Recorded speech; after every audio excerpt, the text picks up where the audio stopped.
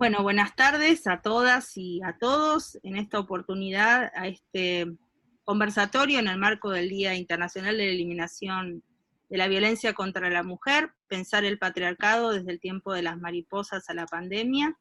Desde el Centro de Estudios Históricos, bueno, primero agradecerle a Susana Delgado y a Karina Bianculi, que fueron quienes nos propusieron la posibilidad de realizar este conversatorio, que nos pareció sumamente interesante.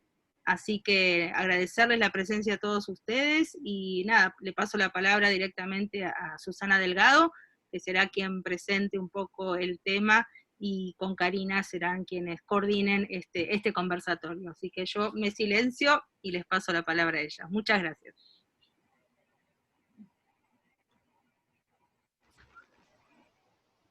¿Se me escucha? Sí. Sí, Susana. No, está bien. ¿Sí? Sí. Bueno, ¿se ve la imagen? Porque yo como puse, ¿está perfecto? Bien, ahí me aparecen las imágenes, me asusté pensando que no. Bien, yo organicé esta presentación haciendo una conexión con la primera charla que hubo sobre humanidades por venir, donde se planteó la pregunta ¿por qué y para qué? ¿No? Entonces, ahí me empecé a plantear por qué y para qué es necesario pensar el patriarcado desde las humanidades. Y bueno, para eso me parecía muy importante poder hacerlo con nuestras invitadas de hoy. ¿Qué es el patriarcado? El patriarcado viene del latín, patriarcalis, no avanza. ¿Por qué no avanza?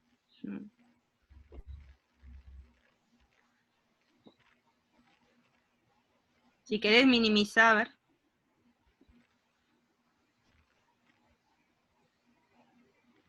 ¿A dónde minimizo? O dejá de compartir y volver a compartir.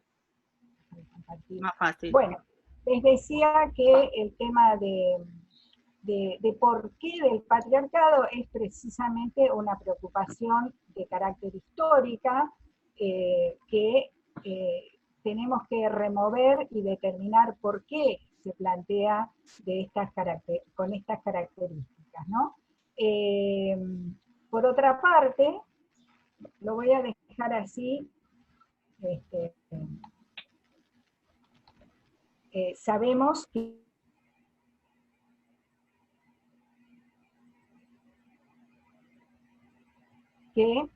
toda la preocupación y el para qué, como dijo Joseph Fontana, tiene que ver con para qué conocemos la historia. La conocemos para transformarla, para producir cambios importantes.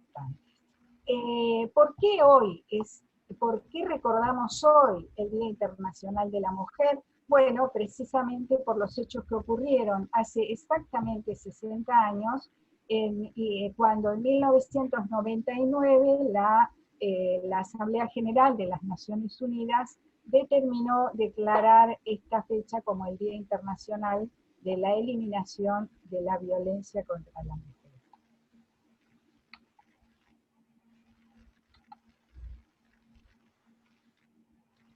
¿Qué pasó ese día? Ese día las hermanas Mirabal fueron asesinadas brutalmente, las hermanas Minerva, Patria y María. El diario oficial, el Caribe, planteó que había producido un accidente. 3 mujeres y un chofer perecen en un vuelco. Si atendemos lo que dice un historiador, nos cuenta los detalles de cómo se dieron los hechos. Fue un viernes, el 25 de noviembre, a las 4 de la tarde, las mujeres volvían de ver a sus maridos en la cárcel, y en una curva se encuentran con un vehículo que está cruzado en la ruta, por lo cual el chofer aminora la velocidad, y allí se bajan agentes del Servicio de Inteligencia Militar de Trujillo, las golpean, las introducen en otro vehículo y allí las llevan hacia un lugar cerca, un cañaveral muy cerca de la cumbre de Puerto Plata, donde las ahorcan y las golpean con palos hasta matarlas. Lo mismo hacen con el chofer, y después introducen los cuerpos en el jeep, en el vehículo, y lo lanzan al precipicio por ese lugar. Previamente habían notado que una joven se quejaba, era Minerva, y la rematan. Lamentablemente, desde la historia, si uno piensa, por ejemplo, en historia latinoamericana, en la facultad, este hecho no lo conocemos. Como no conocimos tampoco en contemporánea aquella situación en la que Olympe de Gouges decide escribir la Declaración de los Derechos de la Mujer y de la Ciudadana. O sea, que evidentemente tenemos que recurrir a otras disciplinas, como en este caso la literatura, para poder acercarnos a estos hechos. La novela de Julia Álvarez, En el tiempo de las mariposas, es muy importante en ese sentido. Y ella explica en el epílogo lo siguiente: en agosto de 1960 mi familia llegó a la ciudad de Nueva York. Éramos exiliados de la tiranía de Trujillo. Mi padre habría participado en un complot que había sido descubierto por el SIN, la famosa policía secreta de Trujillo. En las cámaras de tortura de la 40, que los capturados dieran los nombres de otros miembros solo era cuestión de tiempo. Casi 4 meses después de nuestra huida, 3 hermanas, también miembros del movimiento clandestino, fueron asesinadas cuando regresaban a su casa en un solitario camino de montaña. Habían ido a la prisión a visitar a sus maridos trasladados a propósito a una cárcel lejana para obligarlas a hacer ese viaje peligroso. Una 4ª hermana que no hizo el viaje sobrevivió. Y ella decide entonces comenzar su historia a partir de esa pregunta, ¿no? ¿Cómo fue posible que estas valientes y hermosas hermanas que hicieron lo que pocos hombres y solo un puñado de mujeres estuvieron dispuestas a hacer durante ese aterrador régimen de 31 años? Cualquier indicio de desacuerdo terminaba con la muerte del disidente y con frecuencia también con miembros de su familia. Sin embargo, las Mirabal habían arriesgado la vida. No cesaba de preguntarme, ¿de dónde provenía ese coraje especial? Ella regresa en varias oportunidades a Santo Domingo y entabla relación con Dedé, la 4ª hermana, la única que quedó viva, que se hizo cargo de la casa familiar y también de los sobrinos y los hijos de sus hermanas asesinadas. Dedé Mirabal, entonces, con algo que estamos muy habituados a hacer los historiadores a través de las entrevistas que tienen con ella, comienza a desarrollar, a narrar su historia. Y es la misma Dedé, la novela es polifónica porque hay distintas voces, en algunos momentos en primera persona, en otras en tercera persona, contando las historias de todas las hermanas y de la familia Mirabal. Dedé le cuenta a la escritora que el problema se inicia con el entusiasmo que le genera Minerva al tirano. Dice que en junio de 1949, Minerva y sus padres fueron invitados por las autoridades de la provincia a una fiesta ofrecida en Santiago, en el Palacio de la Gobernación, en honor de Rafael Leónidas Trujillo, que desde 1930 ejercía una de las más crueles dictaduras de América Latina. El tirano se sintió desde el primer momento atraído por la belleza de la joven de 23 años. A mediados de agosto, esto es unas páginas más adelante, a mediados de agosto de 1949, la familia Mirabal recibió de parte del gobierno una nueva invitación. Esta vez se trataba de la inauguración del Hotel Montaña. En ella, tanto el tirano como su hijo Ramfis bailaron con Minerva. Las demostraciones de galantería de parte de Rafael Leónidas molestaron a la joven, quien se negó a seguir bailando. Y entonces tenemos, en otro fragmento más adelante, él en primera persona, y dice, ¿me concede el honor? No aguarda la respuesta, me atrae hacia él. El perfume de su colonia es opresivo. Me sujeta de manera posesiva y masculina, pero no baila bien. Mucha firmeza y demasiados floreos. Un par de veces me da un pisotón, pero no pide perdón. Baila muy bien, me dice con galantería. Claro que las mujeres del Cibao son las mejores bailarinas y las mejores amantes, susurra, aumentando la presión de sus manos en mi cintura. Puedo sentir la humedad de su aliento en la oreja. Y entonces, párrafos más adelante, y entonces literalmente se me acerca a su lado, tan cerca que puedo sentir la dureza entre sus piernas contra mi vestido. Empujo un poco para que afloje la presión, pero él me acerca más. Siento que me hierve la sangre, aumenta mi enojo. Lo aparto con más decisión, pero él vuelve a apretarme contra su cuerpo. Empujo fuerte y por fin debe dejarme ir. ¿Qué pasa? Hay indignación en su voz. Sus medallas, me quejo, señalando la banda sobre su pecho. Me lastiman. Demasiado tarde recuerdo el afecto que siente por esas chapitas. Me fulmina con la mirada. Luego se quita la banda por encima de la cabeza, se aproxima a un asistente para recibirla con reverencia. El jefe sonríe con sí mismo.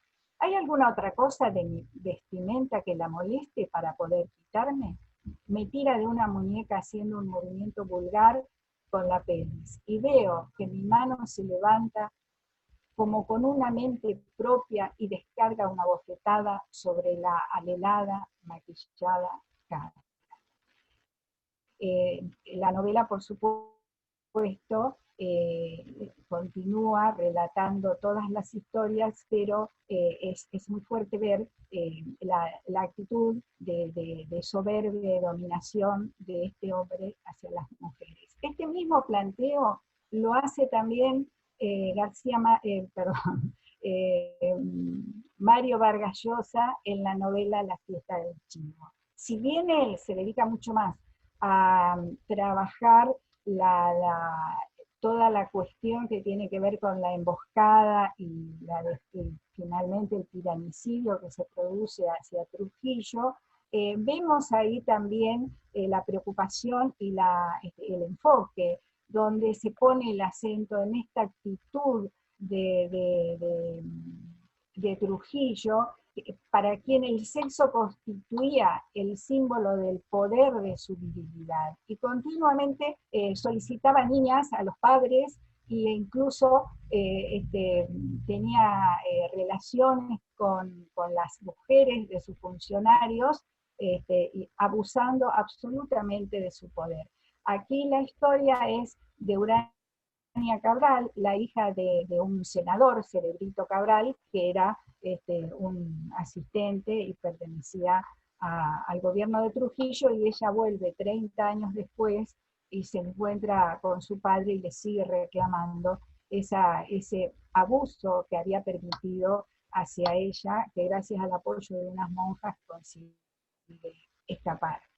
Como vemos desde la literatura y desde otras artes, hay un continuo trabajo de recreación y de recuerdo y reconocimiento a estos hechos. Ahí marqué algunas de las obras y producciones artísticas que se han realizado. En el caso de las dos películas, tanto El tiempo de las mariposas como La fiesta del chivo, fueron llevadas al cine.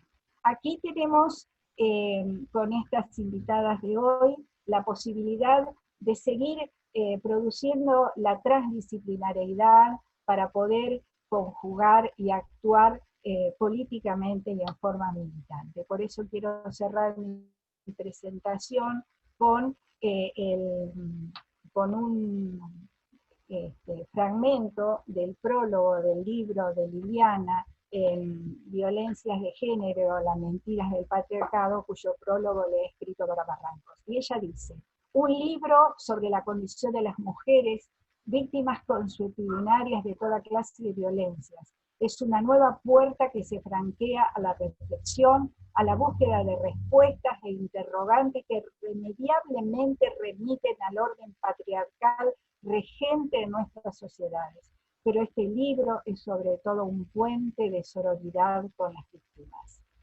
Dice más adelante, deseo vivamente que esté a mano en mesas de luz, dando fuerzas a mujeres trémulas, y que también se disponga en otras mesas donde resultan comunes los intercambios, en cocinas caseras, pero también en bares y salones festivos. Deseo que haga giros fuera de los estantes de las escuelas y de los colegios, pues su lugar son los pupitres, y muy especialmente los escritorios de docentes.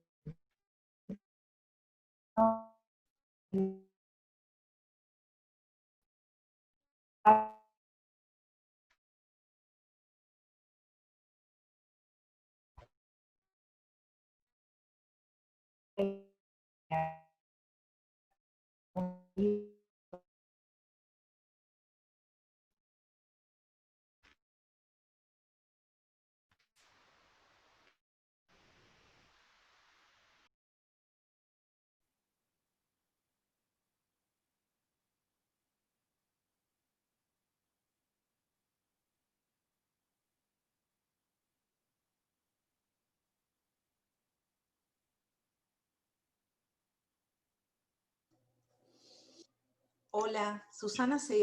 Sí, Ah, ahí te veo, Betina. ¿Susana se cortó? sí, no la estoy viendo. Algo pasó con la transmisión, ¿no? Estoy viendo. Sí, Porque a mí se me cortó un segundo la sí, conexión. a mí también. Ahora, a ver, Susana, si se vuelve a incorporar. Ahí apareció Susana. Ahí está, ahí está. Perdón, ¿eh? Se cortó un segundo la conexión, Susi. ¿A mí? ¿Alcancé a terminar o no? Vimos la última placa que estabas comentando, el prólogo del libro de Liliana, pero la última parte se cortó. Bueno, seguimos con la presentación de las chicas. Dale, dale. Bueno, buenas tardes a todos. La verdad, un gusto compartir la tarde con ustedes. Muchísimas gracias, Susana y Betina, por organizar esta reunión, este encuentro. Mi rol en la tarde de hoy es presentar precisamente al panel especializado que va a estar compartiendo con nosotros el conversatorio. En primer lugar, queríamos presentar a Liliana Hendel, que es psicóloga, periodista feminista, fue docente titular en la carrera interdisciplinaria de especialización en violencia familiar de la UBA, es diplomada en género y comunicación por el Instituto Internacional de Periodismo José Martí de La Habana, Cuba, y desde 1982 se desempeña como columnista en temas de género y asuntos de familia en noticieros de la televisión abierta, problemáticas en cuya difusión masiva fue una pionera. Entre el año 2000 y 2004 condujo La Noticia en Casa por TN. Hasta 2015 se desempeñó como consultora externa para la Secretaría de Medios y Comunicación, es coordinadora de la Red Internacional de Periodistas con Visión de Género en la Argentina, y actualmente se desempeña como secretaria de las Mujeres y Diversidades de la Municipalidad de La Matanza. También nos acompaña María Elena Gil, que es abogada, especialista en violencia familiar y militante feminista. Es presidenta de el CAM, Centro de Apoyo a la Mujer Maltratada de la Ciudad de Mar del Plata, representante del CAM ante la Mesa Local de Riesgo y coordinadora del área legal del mismo espacio. Silvia Rovira es psicóloga, maestranda en Vínculos, Familia y Diversidad Sociocultural del Instituto Universitario del Hospital Italiano. Es integrante del Centro de Apoyo a la Mujer Maltratada CAM desde el año 2017, donde coordina los grupos de mujeres en situación de violencia conyugal. Es docente en las cátedras de Introducción a la Psicología en la carrera de Sociología de la Facultad de Humanidades. También Psicología General y Evolutiva en la Facultad de Ciencias de la Salud y Trabajo Social y Psicología Jurídica en el Seminario sobre Intervención en Violencia de Género y Maltrato Infantil en el ámbito familiar de la Facultad de Psicología de la UNMDP. A su vez, es extensionista del proyecto Pasos Mujeres Trans Migrantes, investigadora del proyecto de políticas públicas en salud mental de la Facultad de Psicología, y capacitadora de la Ley Micaela en el marco de las capacitaciones organizadas por el Programa Integral de Género de la Universidad Nacional de Mar del Plata y de la Secretaría de Extensión de la Facultad de Ciencias de la Salud y Trabajo Social de nuestra Casa de Estudios. Así que bienvenidas a las tres, es un gusto para nosotros compartir con ustedes la tarde, tienen los tiempos organizados de su presentación y luego vamos a abrir a todos los presentes el conversatorio con preguntas en el chat, pero también levantando la mano con el sistema del Zoom, pero también podemos dialogar al respecto de cualquiera de las intervenciones. Muchísimas gracias.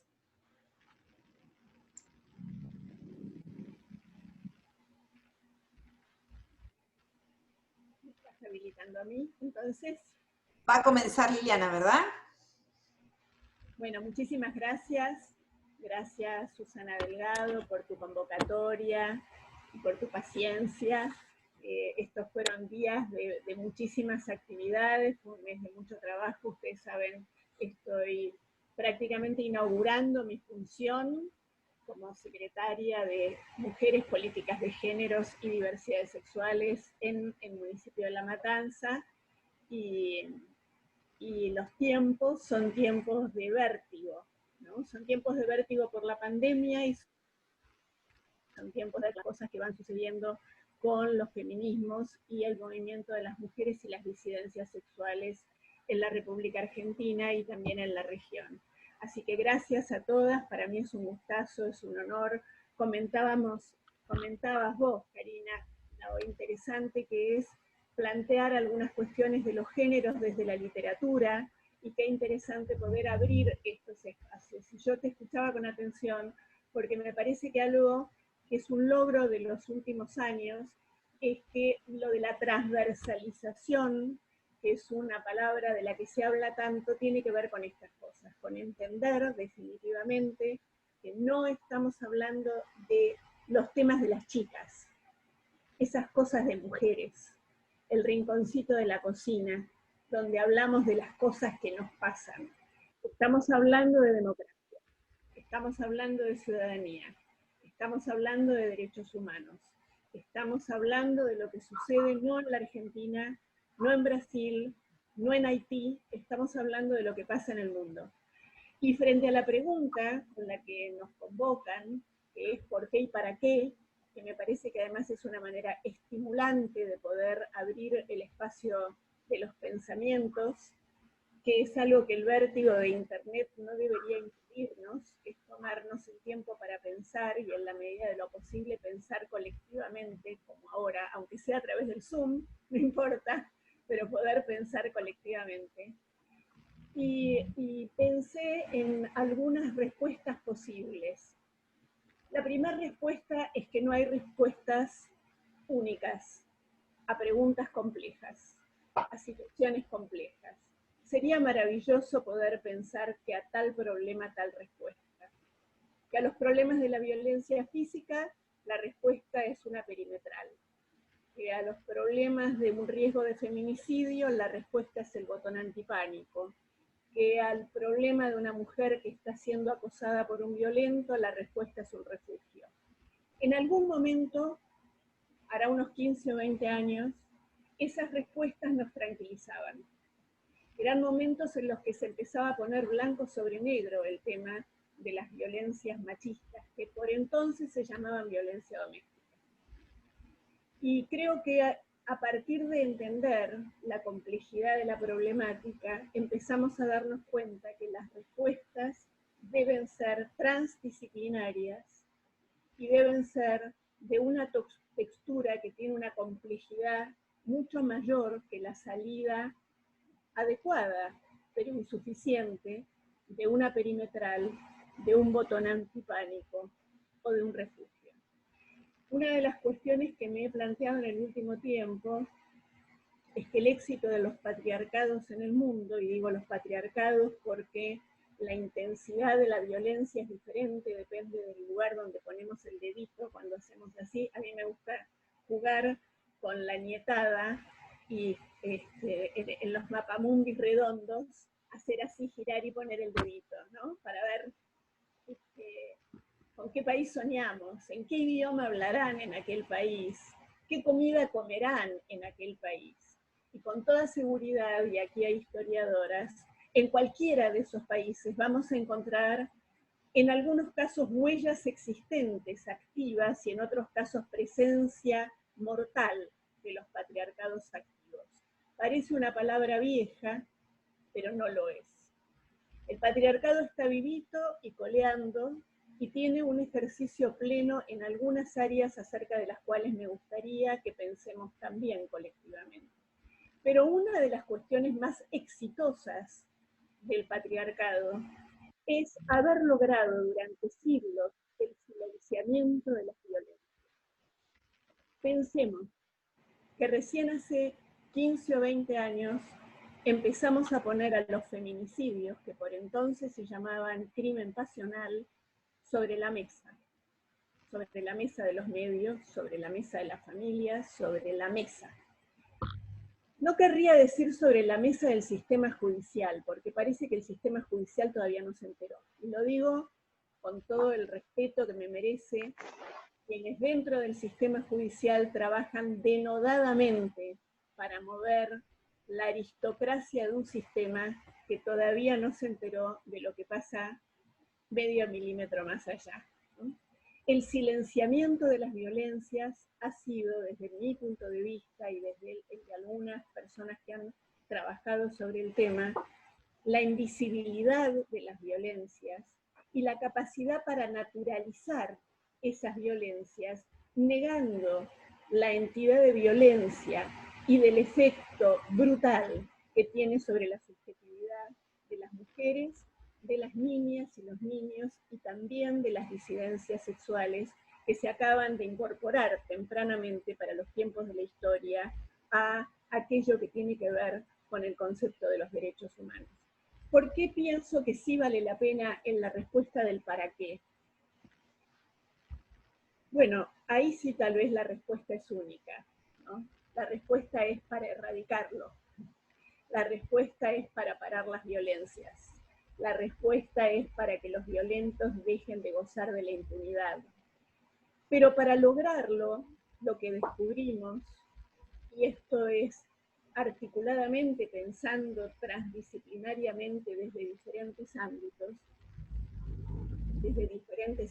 que tienen que ver con la salud, que tienen que ver con la ley, que tienen que ver con el arte, que tienen que ver con la educación. Lo que hemos descubierto es que si no avanzamos como en un rompecabezas, moviendo cada una de las piezas, lo que sucede es que movemos una pieza, sentimos que estamos un poquito mejor y que algo hemos avanzado, y en realidad cuando miramos nos encontramos con que a pesar de tener leyes maravillosas en nuestro país, un articulado maravilloso en nuestro país, un respeto maravilloso a convenciones internacionales, Belém do Pará, CEDAW, Beijing del 95, nos siguen matando. Nos siguen matando, y las estadísticas y los números no solo no bajan, sino que en algunas situaciones, como en pandemia, por ejemplo, aumentan considerablemente. Y hay algunas violencias, como la violencia contra niñas y niños, convertida en algo claro, como es la palabra incesto, violación de los padres varones contra sus niñas y niños, hijos biológicos o no. Esto está totalmente invisibilizado en nuestra sociedad. Cuando digo nuestra sociedad, no solo digo la República Argentina. El planteo que nos podemos hacer en el para qué, de la pregunta que nos convoca, es, por un lado, porque durante mucho tiempo uno de nuestros eslogans fue vivir una vida libre de violencia. Y las jóvenes en las calles, a partir del 2015 y del 2021, empezaron a plantear con claridad que no solo queremos una vida libre de violencia, vivas y alegres nos queremos, decían, vivas, libres, alegres y desendeudadas. No queremos ser valientes, queremos ser libres. No quiero caminar como una heroína en la mitad de una plaza de noche. Quiero caminar con libertad, vestida como se me dé la gana. Poder visibilizar lo que sucede es todavía un desafío. En pequeños grupos académicos,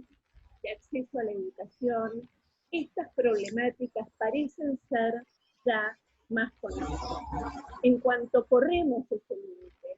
En cuanto avanzamos un poquito más, nos damos cuenta que la eficacia del patriarcado y sus violencias sigue siendo absoluta, y el daño que produce es no solo en la subjetividad de una persona, mujer, disidente, niña o niño que está siendo dañada, sino en la sociedad donde estas mujeres, niños, disidentes, suponer que se puede generar tal nivel de daño en la mitad del universo que somos las mujeres, sin que esto impacte en el plexo de la democracia, es una construcción patriarcal, es una mentira, es una trampa.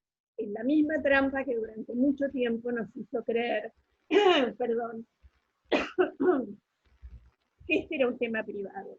Tal vez por eso uno de los eslogans más exitosos y más contundentes es: lo personal es político.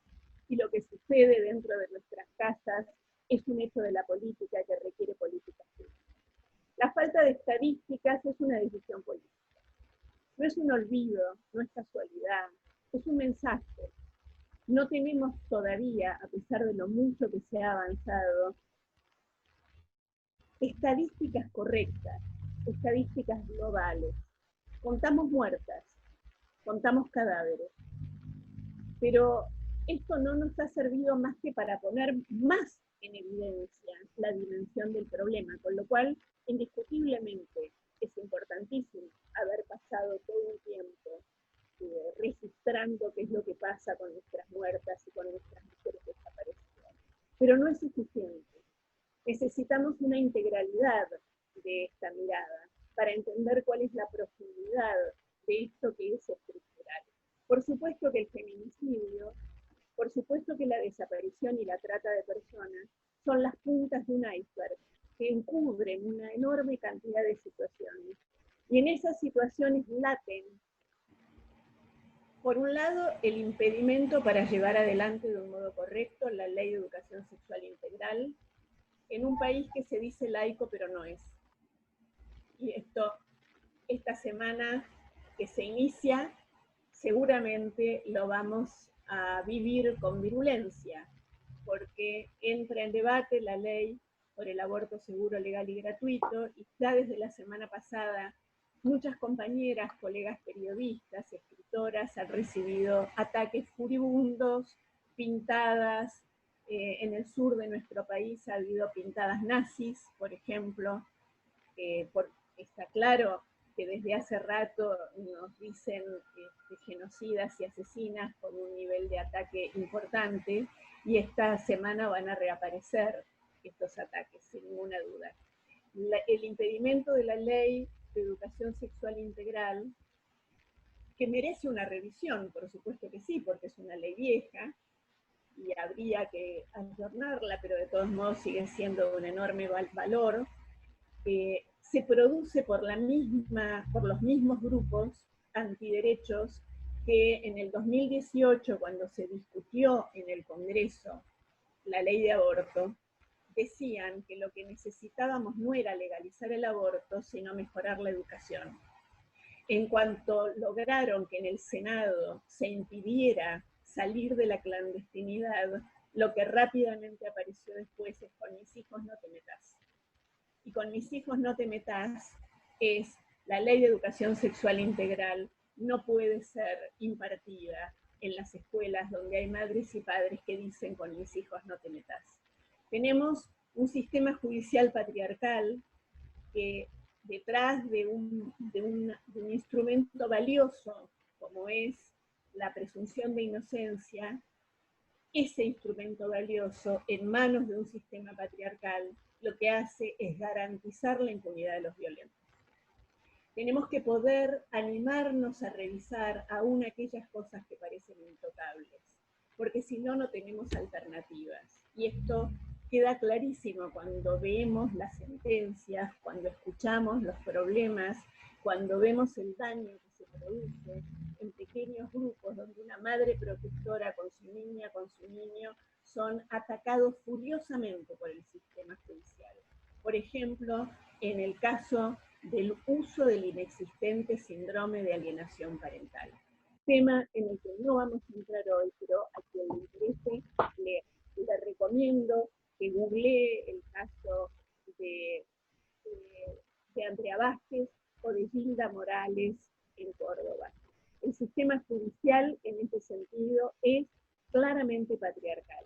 Y si bien es cierto que se supone que vivimos en un país que sacraliza absolutamente la maternidad, también es cierto que en los hechos esta sacralización no existe.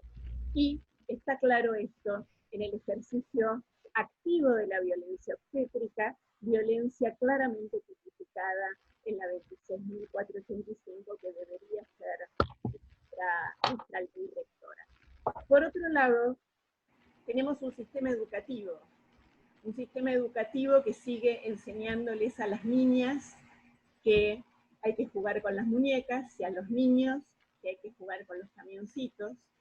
Y decía Susana hace un ratito que la historia de las hermanas Mirabal no se cuenta en las escuelas, aunque se deberían contar en las escuelas.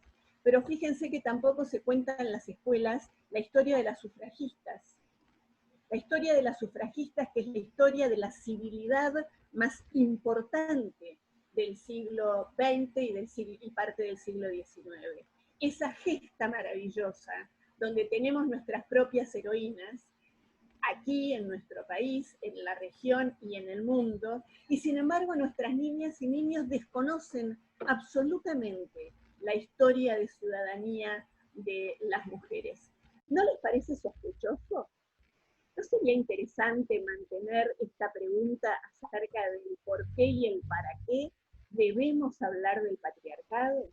¿Por qué no revisar la currícula desde la escuela primaria, desde los jardines que lamentablemente todavía se llaman jardines maternales, señalando con claridad de quién es la responsabilidad del cuidado, cuando perfectamente podrían llamarse lugar de atención primaria, jardincito para las infancias, lugar donde las chicas y los chicos juegan, qué sé yo, no sé, podemos ponernos creativas e imaginar un sinfín de números, pero jardín maternal, igual que los dibujitos en los baños, donde solo en los baños de mujeres hay un cartelito que indica que somos las mujeres las que les cambiamos los pañales a nuestros bebés. Cuando la verdad es que nada impide que los muchachos jóvenes padres entren a su propio baño con un bebé y le cambien los pañales. Por suerte, las economistas feministas en los últimos años han incorporado data pura y dura que en la sociedad capitalista es siempre muy importante, y le pusieron números y valor económico al trabajo de las mujeres, a ese trabajo que las remeras de las chicas en la calle dicen, eso que te dicen que es por amor, es trabajo no remunerado. Este concepto que tiene que ver con el cuidado hacia arriba y hacia abajo, con el cuidado que las mujeres hacemos de nuestras madres, padres, de los adultos mayores de la familia, de las personas enfermas de una familia, y también de las infancias, también de las niñas y de los niños. El sistema educativo, que en muchas cosas parece tan progre, que parece ir al frente de determinadas cuestiones, cuando lo revisamos con perspectiva de género, entendemos con claridad que allí anida con mucha fuerza la semilla de los estereotipos y del patriarcado. Y no es tan difícil modificarlo. No es tan difícil modificarlo. Y no podemos dejar de hablar del sistema de salud. Las economistas feministas han incorporado al sistema de lo económico los productos de gestión menstrual. Las mujeres pagamos más, tenemos que pagar el doble porque el colorcito que tiñe algunos productos son rosas, o porque solo las mujeres menstruamos. Poder poner blanco sobre negro este tipo de situaciones, ponerle un valor económico a nuestra tarea, establecer con claridad que la maternidad debe ser deseada y que una tiene sexo a lo largo de su vida, chicas, no siempre porque querramos ser mamás, ¿no? Entonces, como dice mi queridísima Dora Barrancos, que te agradezco, Susana, que hayas leído un pedacito de su amoroso prólogo, pensemos en la libertad para para tener los placeres, cualesquiera sean, los placeres que hasta ahora han sido del dominio de las masculinidades. Hablar de placer cuando se trata de un varón es algo canchero y permitido. Cuando se trata de una mujer, lleva otros títulos. Y una podría decirme, bueno, pero eso ya pasó, esto ya no es así, hoy las chicas van a donde se les da la gana. Y lo cierto es que esta es otra mentira del patriarcado. Las chicas no van a donde se les da la gana. Las chicas que salen de este pequeño mundo de acceso a cierta educación, de acceso a ciertas posibilidades y a ciertos derechos, cuando corremos un poquito ese límite, nos encontramos con mujeres que viven situaciones de noviazgos donde se ejerce violencia, por ejemplo. Nos encontramos con jóvenes que no pueden soñar con un futuro para sí mismas. Nos encontramos con adolescentes que tienen que dejar de estudiar porque han quedado embarazadas y porque no han tenido la posibilidad de abortar, y porque el sistema de educación no siempre es lo suficientemente permeable como para recibirlas. Por eso, las preguntas de por qué y para qué siguen teniendo una enorme diferencia. ¿Por qué tenemos que pensar en el patriarcado? Porque hasta aquí el patriarcado ha hecho todo lo posible para que no pensemos en él. ¿Para qué tenemos que pensar en el patriarcado? Para encontrar los resortes para que las mujeres dejemos de estar solo en el lugar de víctimas y empecemos a estar en el lugar que merecemos, que es el lugar de las protagonistas. Protagonistas de nuestra vida, protagonistas de la historia, protagonistas de aquello que decidamos ser en el momento en el que elijamos serlo, sin que alguien nos pregunte, ¿cómo? ¿No vas a ser mamá? ¿Cómo? ¿Sos una ambiciosa? ¿Querés ganar dinero por el trabajo que estás haciendo? La palabra ambiciosa, puesta en el rol de una mujer, tiene connotaciones negativas en nuestra sociedad. Basta escuchar los medios, basta leer los diarios, basta mirar las revistas que antes se llamaban las revistas del corazón, para darnos cuenta que algunas cosas no han cambiado tanto como quieren hacernos creer. Sin embargo, los feminismos en el mundo hemos logrado cambiar los sentidos comunes. El sentido común es patriarcal. Correr el límite es el destino de los feminismos. Y los feminismos en la Argentina, y acá sí voy a hacer foco en nuestro país, gracias a la marea verde, gracias a las pibas y a los pibes, gracias al Ni Una Menos, han logrado correr los límites y estamos logrando correr los sentidos comunes. Cuando yo empecé con el periodismo con perspectiva de género hace más de 5 años, éramos muy pocas. Hoy hay en la Argentina 2 redes de periodistas muy bien formadas, mujeres, varones y disidentes, formados en el periodismo con perspectiva de género. Quiere decir que las cosas han cambiado mucho. Pregúntenme cuántas de esas 600, 700, 800 personas ocupan un lugar en los medios de comunicación hegemónicos. Pregúntenme cuántas de esas 800 personas pueden vivir de su trabajo. Mejor no me lo pregunten. Porque en realidad, que les periodistas no puedan ocupar un lugar importante en los medios hegemónicos es efecto, sin ninguna duda, del patriarcado. Y por último, solo para terminar, quiero decir que no es un tema menor el tema que ocupa el uso no sexista del lenguaje. El uso no sexista del lenguaje tiene que ver con la construcción de la subjetividad. Pensamos con palabras. No se trata de hola todas y todos, solamente. El hola todas y todos, que no lo inventó Cristina por otro lado, aunque en las redes a veces como un mal intento, ¿no? Intentan hacernos creer que pasa por ahí la cosa.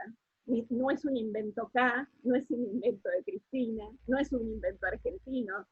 La posibilidad de utilizar el lenguaje de un modo amplio, integrando el neutro, corriéndonos de la universalidad. Nosotras hablamos un lenguaje que nos dice que el masculino es universal. Detengámonos en esto para poder pensar cuál es la subjetividad de una niña y de un niño que crece con la convicción de que lo masculino es universal. Por eso tenemos que pensar en el patriarcado, para desnudarlo, para hablar de nosotras mismas en femenino, para inventar el neutro. Yo no sé si va a ser la E, si es el arroba, si es la X. Hay gente que se enoja mucho. Estamos en transición a la búsqueda. Lo que tengo la certeza, absolutamente, es que la reacción tan enojada de tanta gente por el uso no sexista del lenguaje es la medida del intento de cambio. A mayor resistencia, mayor síntoma de la profundidad de lo que intentamos cambiar. No es la tontería de la A, la O o la E, es la profundidad de la estructura que señala que se dejen de joder. El universal no es masculino, porque nosotras también existimos.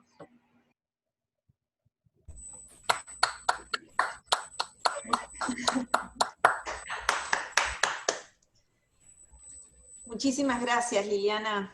Muchísimas gracias, la verdad. Bueno, ahora continúa María Elena Gil. Está por aquí, que justo no veo la pantalla completa. Ah, perfecto. Tenés que activar el audio, María Elena. Sí, ya estoy. Perfecto.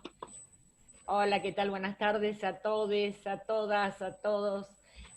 Bueno, Liliana ha ocupado prácticamente todos los temas. Cuando Susana nos invitó a Silvia Romira y a mí, que somos las dos voluntarias en el CAM, militantes en el Centro de Apoyo a la Mujer Maltratada de Mar del Plata, nos habló de, bueno, que diéramos como un panorama local de en qué estaba la violencia o en qué estadio estaba la violencia y el abordaje de la violencia en Mar del Plata. Y o sea que yo me voy a ocupar, digamos, de la parte un poco histórica de la organización y del acceso a la justicia, que es un problema tremendo que tienen las mujeres, y Silvia después nos va a hablar y compartir. Ella se ha manejado y ha abordado de la contención emocional a todas las mujeres que hemos ido atendiendo durante todo este periodo de pandemia, que pensamos que era corto y ahora estamos en diciembre, ¿no? Con el arbolito y los foquitos, y bueno, y todavía seguimos en esta historia. Ojalá podamos resolver con vacunas lo antes posible. Yo tengo el brazo extendido para la china, la rusa, la que venga, porque queremos salir de esta situación tan asfixiante. Como dice Dora Barranco, sí, el patriarcado es un orden político. Es un ordenamiento político que nos dice a cada una y a cada uno qué lugar tenemos que ocupar, qué cuota de poder tenemos en el funcionamiento social, y eso es una gran verdad. El otro día me llamaba una chica diciendo que tenía un problema con un profesor de teatro, no ella, que podía resolverlo de otra manera, sino una compañera que era acosada, y entonces, pero que tenía miedo porque era un director de teatro muy famoso acá en Mar del Plata. Yo la verdad no lo conocía, pero tampoco estoy en ese ambiente. Entonces yo le decía, si una de tus compañeras, que era la más afectada con esta situación, pudiera tener una mirada de género, ¿no? Esto lo resolvería de otra manera, porque el poder que tiene este director de teatro es político y se resuelve políticamente. O sea, el tema de la violencia es un tema que se resuelve políticamente. No puedo comenzar esto de la situación y el abordaje de la violencia sin o prescindiendo de nuestra organización, que ahora dentro de 11 días cumple 32 años de trabajo ininterrumpido, salvo por esta pandemia, ¿no? Que tampoco ha sido ininterrumpido totalmente, sí en forma presencial. Hemos mantenido 32 años en forma militante, y no con la idea solamente de asistir a las mujeres, ¿no? No con la idea de asistir a las mujeres en una guardia, pues nosotros las asistimos, le damos contención emocional, asesoramiento jurídico, grupos de ayuda mutua o de reflexión y ayuda mutua, patrocinio en algunas oportunidades, sino que hemos tenido una presencia fuerte en los medios, en la calle, porque lo que queremos es cambiar la realidad, y la realidad se cambia con política, solamente así. Por eso hemos participado en diversos lugares y bueno, con fuerte presencia en la calle.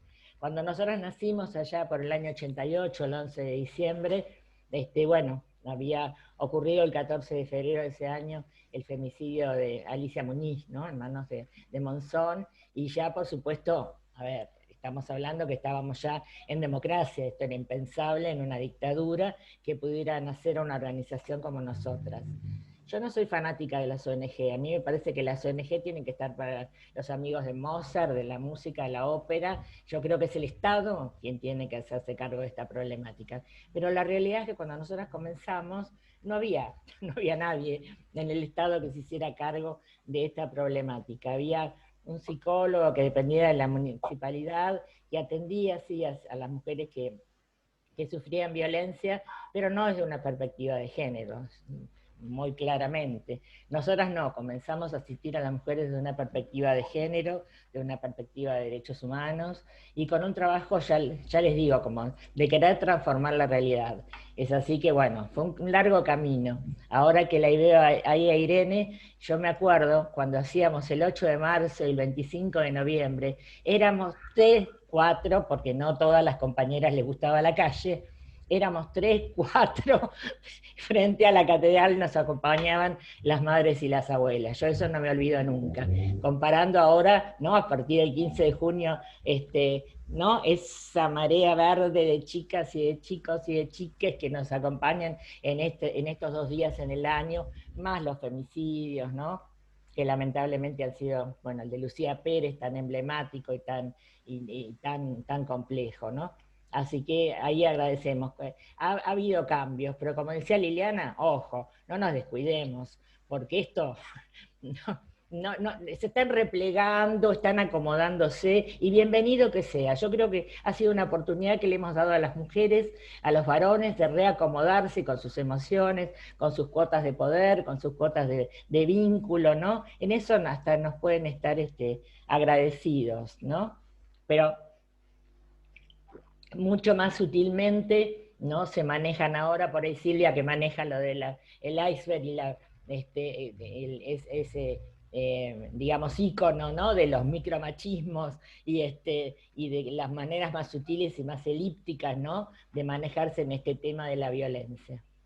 Bueno, nosotros tenemos un largo recorrido en la calle, en las escuelas, en las universidades, dando charlas, en sociedades de fomento, que a veces éramos más las que íbamos nosotras que las mujeres que se acercaban, porque esa también es una realidad, era una situación muy estigmatizante, sobre todo trabajar en los... Bueno, pero le hemos dado para adelante, hemos acompañado, logramos conformar el movimiento de mujeres de Mar del Plata, que teníamos tantas discusiones de orden político que no se pudo conformar hasta poco tiempo atrás, pero lo hemos acompañado, participamos en la mesa local de riesgo, que con sus más o sus menos, a veces las mesas locales, que nosotros antes de la ley 12.569, que fue la que creó las mesas locales de riesgo, nosotros ya veníamos trabajando en red en Mar del Plata, con todas las instituciones, con el Estado, con el Poder Judicial. El Poder Judicial lo dejo apartadito por un ratito nada más. O sea, que hemos tenido una participación muy activa, y creo que en la medida de lo posible le hemos, creo que, cambiado la vida a muchísimas mujeres, las que han pasado por el CAM a lo largo de todos estos años. Con respecto a la situación del acceso a la justicia, aquí en Mar del Plata no es diferente a la del resto del país, definitivamente, ¿no? Hasta que esta nobleza que conforma el Poder Judicial no se sacudan las pelucas y las tiren o las metan en el lavarropas y de ahí se empiecen a sacudir un poco las ideas, ojo, pero no porque tengamos que hacerlo de forma violenta, sino con capacitación. no se acercan a un libro, no tienen la menor idea de qué se trata este tema de violencia. Yo me acuerdo cuando en los juzgados civiles, antes de la creación de los juzgados de familia acá en Mar del Plata, los jueces se miraban, ¿y qué es esto? ¿Qué hago? ¿Con una perimetral, con una exclusión? Pero no agarraban un libro ni formaban de repente a alguien dentro de los juzgados para decir, bueno, vos ocupate de este tema porque yo no sé nada. Hoy por hoy, desde el año 2002, tenemos primero tribunales de familia en Mar del Plata y ahora juzgados, o sea, los 2 tribunales de familia tripartitos que había se convirtieron en 6 juzgados de familia. 6 juzgados de familia, y como dijo una vez una jueza, estos no son los juzgados de las mujeres, estos son los juzgados de la familia, ¿no? Por esta cuestión así sacramental que tiene, o sacra que tiene la familia, y de qué familia estamos hablando cuando hablamos de violencia. Y no de cualquier familia, a los tribunales de familia no van las mujeres con mayor poder adquisitivo, ni mayores recursos económicos, o sociales, o culturales. Van las mujeres más pobres, las mujeres más marginales.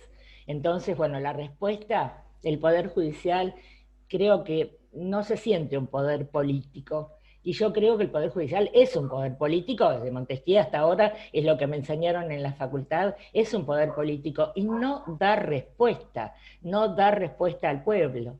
Realmente, de acá en Mar del Plata, nosotros incluso formamos, o sea, acá en Mar del Plata la mayoría de las jueces de los juzgados de familia, las consejeras de familia, tienen una cruz detrás de sus cabezas. Y esa fue la ideología por las cuales fueron nombrados, y no quiero nombrarlo el señor integrante de la Corte, Julio Petillani, porque no quiero escracharlo, pero en realidad pasa por él y sus crucifijos todos los nombramientos de todas las juezas de Mar del Plata. Yo todavía me jubilo el año que viene y no estoy ejerciendo, por eso es que tengo como cierta liberalidad como para poder hablar, creo que con verdad, pero tengo como cierta libertad como para poder hablar del Poder Judicial. Es realmente gravísima la situación del Poder Judicial, porque no le da respuesta a las mujeres. La cuestión fundamental, ¿quiénes reciben las denuncias fuera de la Comisaría de la Mujer, que es otro tema también? Son los meritorios, de repente, los que reciben las denuncias en los tribunales de familia. Los meritorios son los estudiantes avanzados que van y trabajan gratis en los juzgados. ¿Qué capacidad pueden tener para medir un riesgo? Ninguna, salvo aquellos casos gravísimos, ¿no? Donde hay de repente mucho maltrato físico y que por ahí impactan, esos son atendidos, pero la mayoría de las mujeres no son atendidas como corresponden en el Poder Judicial. Y el tema de las comisarías de la mujer, hoy lo estábamos hablando con la coordinadora de mesas locales del Ministerio de la Provincia, con Flavia Delmas, que realmente hay también, no solamente en el Poder Judicial, falta de capacitación. Bienvenida a la ley Micaela, urgente, porque eso hay que darlo en todos los ámbitos. Y en la Comisaría de la Mujer, nosotros acá, si bien es una comisaría que es muy vieja, fue una de las primeras comisarías que se formaron en la provincia de Buenos Aires, con diferentes gestiones, por supuesto, que fueron pasando y dependiendo de distintos organismos, en la Comisaría de la Mujer realmente no hay una capacitación adecuada, y también hay un maltrato tremendo que reciben por la estructura vertical que tiene la policía, que reciben las propias policías dentro de su estructura. Tal es así que yo siempre lo digo, nosotros las últimas comisarias que hemos tenido, una se fue por un estrés brutal que terminó internada, la otra con una ACV y la otra con un infarto. O sea, realmente situaciones graves que, por supuesto, nosotros hemos tenido noticias solamente de los efectos o los síntomas del paso de estas mujeres a cargo de la jefatura de la comisaría, pero que realmente deben haber vivido situaciones tremendas, no solamente porque no están capacitadas, si bien nosotros en el curso anual que damos todos los años, y que gracias a un proyecto que logramos este año pudimos dar 2 virtuales, no están capacitadas y tampoco tienen las herramientas. Por ejemplo, Ritondo les prohibió ir a formar parte de las mesas locales en la última parte de la gestión, para que no hablen y digan lo que estaba pasando. Entonces yo me imagino eso multiplicado por todas las presiones que tienen, realmente es un problema gravísimo. Por lo tanto, acá tenemos, bueno, varias patas que arreglar, ¿no? Desde el acceso de las mujeres a lograr poder hacer una denuncia, pero que esa denuncia además sea efectiva. Si bien la ley 12.569 las habilita para que puedan ir solas, que no necesariamente tienen que ir con un letrado o una letrada, es necesario que sean acompañadas. Aquellas mujeres que estén, no sé quiénes están en este momento en el auditorio, que estén trabajando o acompañando, en el tema de violencia tienen que acompañar. La ley habilita que puede ser una organización o puede ser una persona.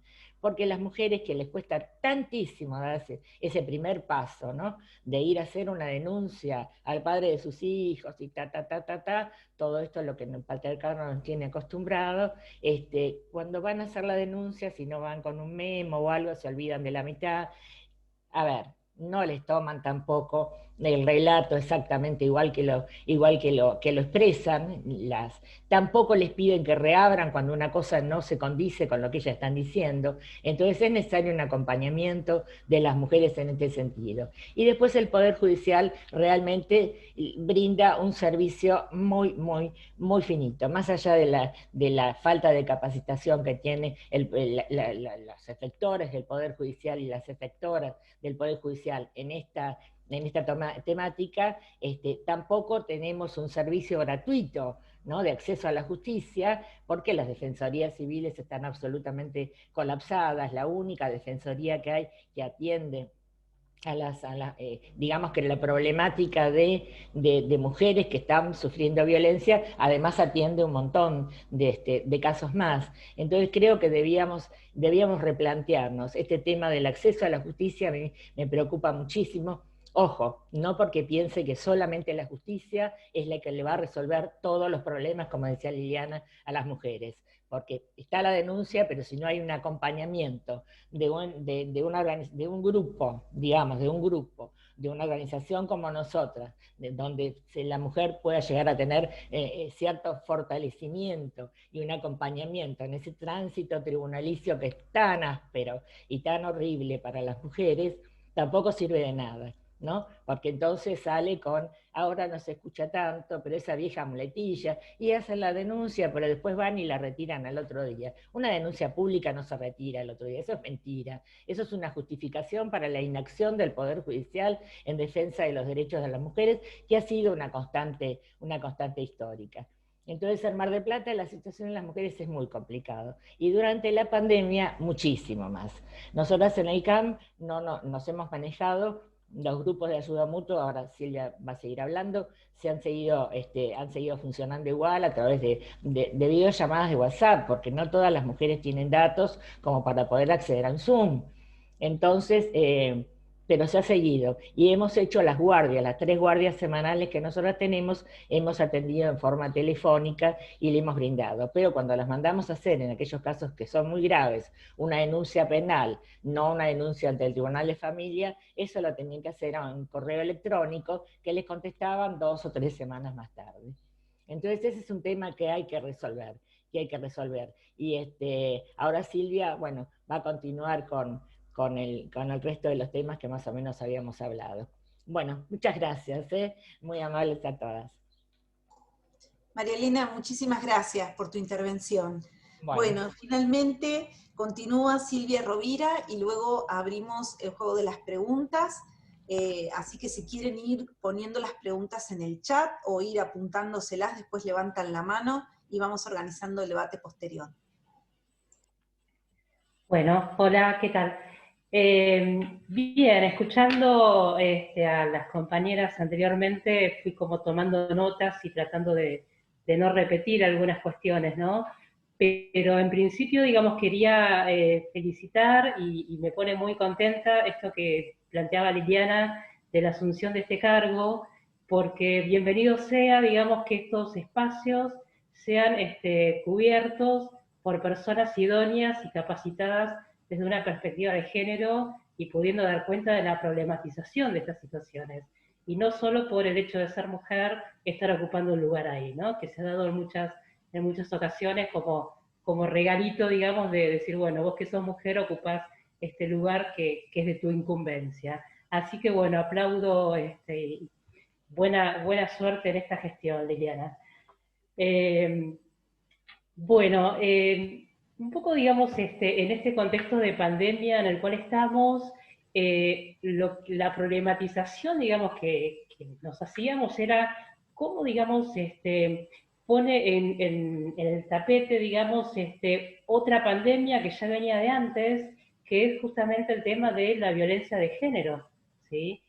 Digamos, algo que está como normalizado, ¿sí? O sea, yo le escuchaba recién a Liliana, ¿no? Que decía, bueno, esto está como invisibilizado, y yo pensaba, está invisibilizado el hecho, perdón, no está invisibilizado el hecho, ¿no? O sea, a esta altura, y con todo el recorrido que se ha hecho, lo que sigue invisibilizado es la problematización, ¿no? Como que los femicidios y las violencias siguen ocurriendo, pero pareciera que está como normalizado todo esto. Y esto, digamos, es altamente preocupante, en esto que planteaba, digamos, que el patriarcado está vivito y coleando, y que se va transformando, ¿no? Va como mutando en sus modos de accionar, y entonces, digamos, estas violencias siguen ocurriendo y siguen normalizadas. Entonces, digamos, acá es donde aparece la voz de las mujeres, y de las marchas, y de todas esta historia que tenemos, que contaba muy bien Liliana recién, y digo, estas son las voces que hacen que estas violencias dejen de estar normalizadas y que puedan empezar a visibilizarse. Entonces, por eso, digamos, pensaba cómo una pandemia que ya viene de hace tiempo y que aparece invisibilizada y normalizada, bueno, se puede, digamos, visibilizar a partir de cómo se agudizó esta situación a partir de la pandemia, y en nuestro contexto, digamos, a partir de este contexto de ASPO, ¿no? Y esto me interesa que sí podamos por ahí mirar qué efecto tuvo, ¿no? Estas medidas, digamos, de ASPO que tuvimos en nuestro país, sobre todo, como por ahí, digamos, se planteó como una salida igual para todos, y después con el tiempo fuimos viendo que en realidad cada situación era particular y que había que poder mirar cada situación en su particularidad. Entonces, a ver, estas medidas que se tomaron no es que generó un cambio, en todo caso generó una agudización o cronificación de situaciones que ya se venían dando de antes, ¿no?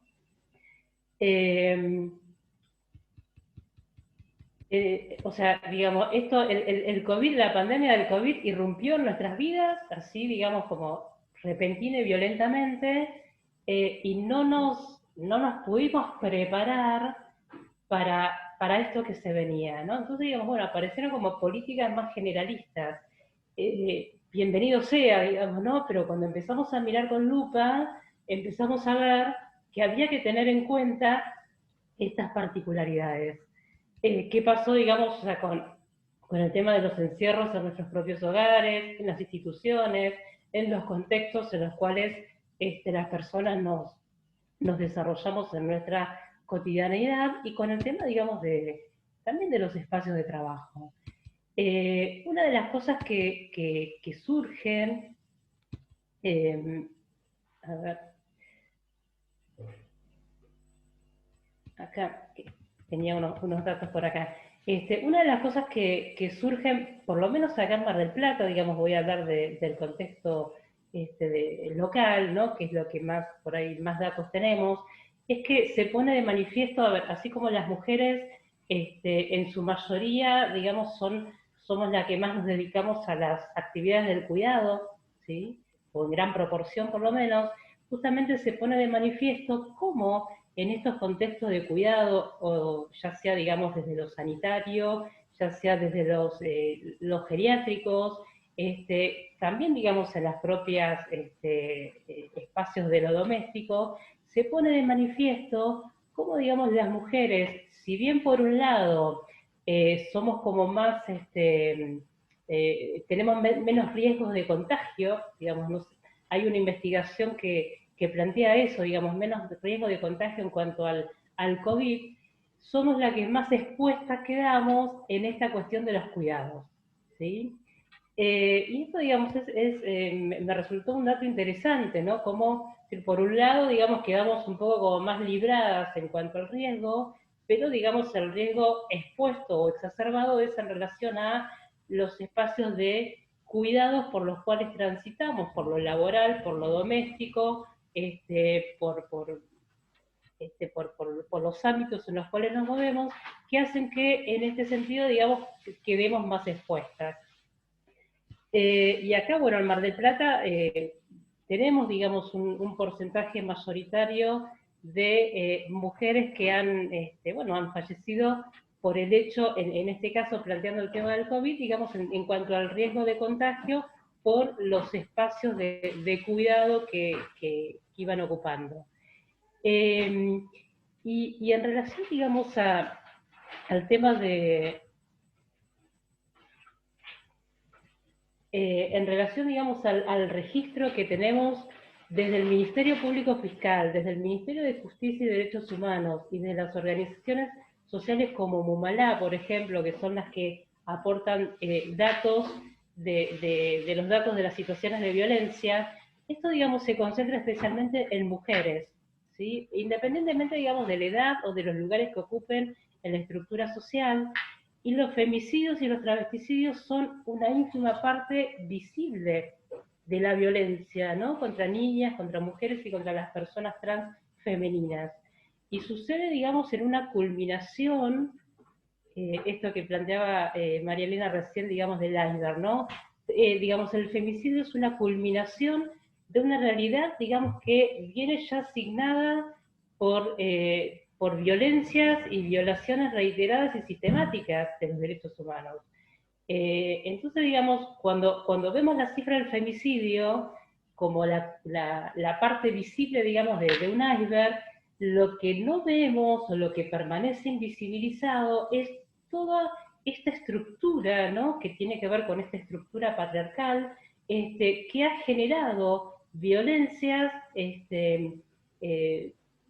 sistemáticas que van generando, digamos, esta normalización de la que hablaban las compañeras recién, esta invisibilización y esta normalización. Entonces, cuando vemos estas cifras del femicidio, lo que vemos son como casos aislados, ¿sí? Y me parece que es importante que podamos mirar esos femicidios y estas cifras, digamos, que no son números, sino que son mujeres, ¿no? Son personas que han terminado muertas por parte de parejas o exparejas, ¿sí? Digo, bueno, no son casos aislados, son parte de esta estructura patriarcal que sostiene, que normaliza, junto con estas instituciones, por ejemplo, digamos, desde el Poder Judicial, que hablaba recién María Elena, digamos, sostienen y normalizan este tipo de situaciones, ¿no? De violencias. De opresiones, de segregaciones, de explotaciones, ¿sí? Ahí, bueno, tomando, digamos, estos datos y también, digamos, del observatorio, ahora que sí nos ven, en Argentina, estos datos, digamos, quería darlos como para también tomar conciencia de lo que de lo que viene significando la violencia, ¿sí? En nuestro contexto, la violencia de género, y digamos, qué sucedió o cómo se agudizó durante la pandemia, ¿sí? Durante, digamos, la cuarentena del 20 de marzo al 26 de abril se registraron 32 femicidios, y el 72% fue en la vivienda de la víctima y el 45% fueron parejas o exparejas. Y la mayoría hizo por lo menos una denuncia previa contra el agresor, ¿sí? O sea, fíjense acá cómo lo institucional nuevamente. ¿Qué pasa del Estado? La respuesta del Estado.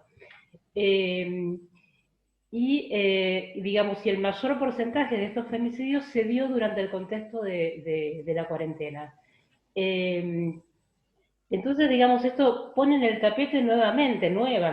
No es que lo pone ahora, sino que nuevamente, la falta de una mirada integral de la salud, ¿no? Sobre todo, digamos, en el contexto de violencia de género. En la provincia de Buenos Aires, también, digamos, en el primer semestre de este año, se verificaron 56 femicidios en todo el territorio de la provincia. Frente, digamos, al año pasado, que también había sido una cifra alta, habíamos tenido 48 femicidios. Este año fueron 56 mujeres, ¿sí?, que fueron digamos, asesinadas por sus parejas o exparejas. Y, como decía recién, digamos, habían hecho una denuncia, por lo menos una denuncia previa. Pensemos que estos números son mujeres, son personas, ¿sí? Son números inquietantes, ¿no?, que van marcando, digamos, los límites difusos entre la necesidad, digamos, de estas medidas del ASPO, pero que también, digamos, tenemos que pensar, junto con estas medidas que pueden ser como generalizadas, poder mirar desde una lupa, decir, bueno, ¿cuáles son los cuidados que tenemos que tener en función de este otro riesgo, de esta otra epidemia que también se conjuga y se acrecienta junto con estas medidas de ASPO?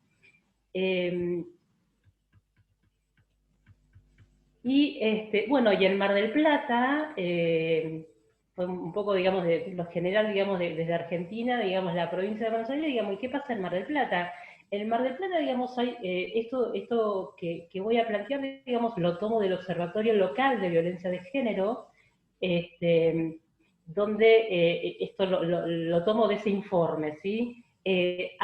Han tenido, digamos, en este tiempo de ASPO, 7.000 consultas, estamos hablando desde marzo hasta mediados de año, ¿sí? 7.000 consultas, a las cuales, digamos, a algunas de ellas se le pudo dar una respuesta. Por ejemplo, digamos, ¿cuáles han sido las respuestas? Digamos, entregar botones antipánico, colocar, digamos, las aplicaciones que tienen que ver con el pedido de auxilio, de llamados, se entregaron tobilleras, se entregaron viandas, 500 viandas, digamos, de alimentos, becas, se articularon permisos para viaje, mujeres, digamos, fueron alojadas en el Hogar Galé, que es un hogar de tránsito que tenemos aquí en Mar del Plata. Estamos hablando de mujeres y niños expuestos a estas situaciones de violencia. Y estos números en relación a las consultas que se recibieron resultan, obviamente, digamos, más que preocupantes. Estamos hablando de 7.000 consultas en 6 meses acá en Mar del Plata. También, digamos, la pregunta que no me hago yo, sino que se hace el propio observatorio, digamos, en relación a esto es, bueno, ¿cómo ante esta demanda, cuáles son las posibilidades de brindar asistencia integral, efectiva y oportuna por parte de las instituciones? ¿Cuál es el universo de mujeres que quedan por fuera de la posibilidad de acceder a estos recursos? ¿Qué consultaron estas 7.000 personas? ¿No? O sea, ¿cuál fue el pedido de ayuda? ¿Qué respuestas recibieron? ¿Cuántas quedaron incluidas en algún programa de la Dirección de Políticas de Género o en otro tipo de programas? Entonces, digamos, son como preguntas que van quedando y que, digamos, acá en Mar del Plata hay una particularidad que es, digamos, la red, así como funciona la mesa de la cual hablaba recién María Elena, digamos, hay una red muy, muy fuerte en cuanto a las distintas instituciones y organismos que trabajamos en relación a estos temas. Y nos conocemos más allá de las instituciones, nos conocemos las personas, ¿no? Y esto, digamos, de algún modo, dentro de la problemática que tenemos en Mar del Plata, de algún modo esta posibilidad de trabajar en interacción con las distintas instituciones hace que también, digamos, permita que algunas situaciones puedan facilitar en estas mujeres, digamos, facilitar, digamos, la salida. O por lo menos mejorar su condición. Y dentro, digamos, del CAM, por supuesto que desde el CAM interactuamos muchísimo con estas otras instituciones, y desde el CAM, bueno, habíamos tenido durante estos 32 años una atención y asistencia ininterrumpida, pero bueno, en este contexto del COVID, En principio, por supuesto que fue un impacto de decir, bueno, no podemos seguir sosteniendo la presencialidad, y qué hacemos o cómo nos reconvertimos, ¿no? Y bueno, pudimos pensar cómo continuar esta atención ininterrumpida que habíamos tenido, pero digamos, el modo tuvo que modificarse, ¿sí? Entonces, bueno, esta posibilidad de flexibilizar el dispositivo permitió que pudiéramos tener una continuidad. Hemos recibido, a ver, las guardias se sostuvieron, digamos, los días y los horarios que ya teníamos pautados, pero, digamos, la diferencia fue que este asesoramiento y esta contención se hizo telefónicamente, ¿sí?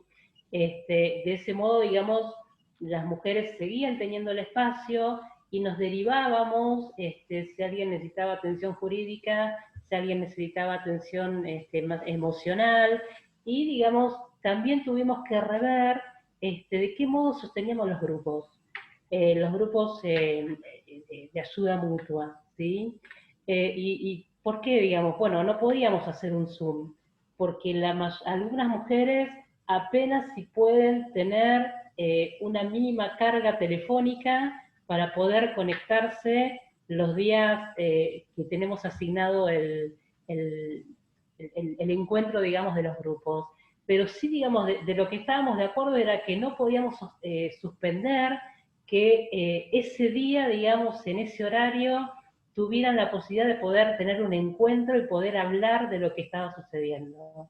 Y lo que hicimos fue, bueno, junto con Leonor, que está ahí acá acompañando, junto con Leonor, digamos, lo que pensamos es, bueno, seguir sosteniéndola por WhatsApp, todas tenían WhatsApp, y era el dispositivo que nos permitía poder tener el contacto con ellas. Y las mujeres nuevas, digamos, nuevas que en relación, digamos, que se contactaban con el CAM, bueno, también, digamos, hay un sostenimiento, por ahí no está la posibilidad de integrarlas al grupo, porque, bueno, esta modalidad de grupo requiere, digamos, tener también esos cuidados, porque no había una presencia, ¿no? No había una... sí, la presencialidad no estaba. Había una presencia, pero no la presencialidad, digamos. Entonces, lo que hacemos es seguir sosteniendo y seguir, digamos, acompañando, tal vez individualmente, también telefónicamente. También hemos tenido situaciones en las cuales estas mujeres tuvieron que hacer una denuncia. Pensemos que son mujeres que la mayoría tienen niños pequeños, entonces cuando se movilizan tienen que movilizarse también con sus niños, y en este contexto de pandemia y con los riesgos, digamos, de los contagios, bueno, y también, digamos, con la cuestión económica, que también es una modalidad de violencia muy instalada y muy fuerte y que afecta, digamos, muchísimo, lo que también, digamos, en algunas situaciones hemos ido a buscarlas, las hemos llevado hasta la Dirección de Política de Género o hasta la comisaría, para, bueno, evaluar, digamos, que se evalúe ahí la posibilidad de hacer la denuncia. O sea que, bueno, me parece que, digamos, en el trabajo en red, de articulación constante que estamos pudiendo hacer, pudimos seguir sosteniendo en este contexto de pandemia, digamos, en este contexto de cuarentena, pudimos seguir sosteniendo el acompañamiento y la asistencia con estas mujeres que están en situación de violencia.